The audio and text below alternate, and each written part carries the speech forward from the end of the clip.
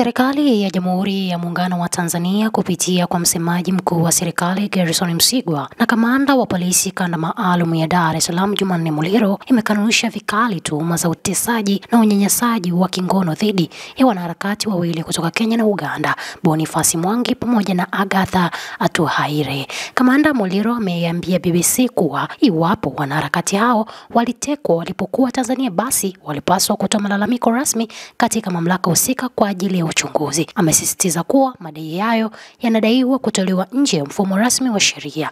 Ni maoni yao yasiyofaa kuchukuliwa kama ushahidi wa moja kwa moja. Kama wangekuwa hapa ningewashirikisha, ningewauliza wanasema nini, wanamaanisha nini katika sheria. Mambo hayo yanaitwa ushahidi wa tetesi au tetesi, amesema Muliro.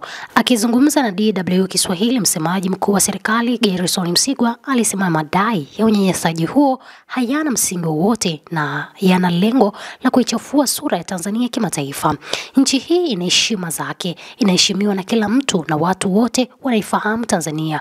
Wao sio watu wa kwanza kuja Tanzania. Watu wengi wamekuja Tanzania kama wao wamekwenda kuzalisha tuhuma zao za uongo, wacha waendelee kufanya, lakini Tanzania haiko hivyo. Wao walivunja sheria, wamechukuliwa hatua, alisema Msigwa.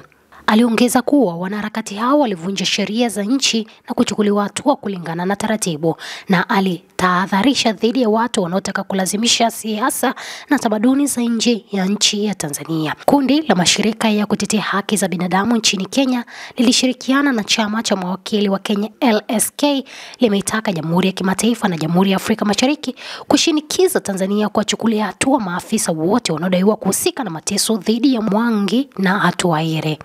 Katika mkutano wa waandishi wa habari jijini Nairobi, wanaharakati hao walidai kuwa wakiwa chini ya mamlaka ya polisi wa Tanzania walipigwa, kunyanyaswa na hata kubakwa kabla ya kurejeshwa katika nchi zao.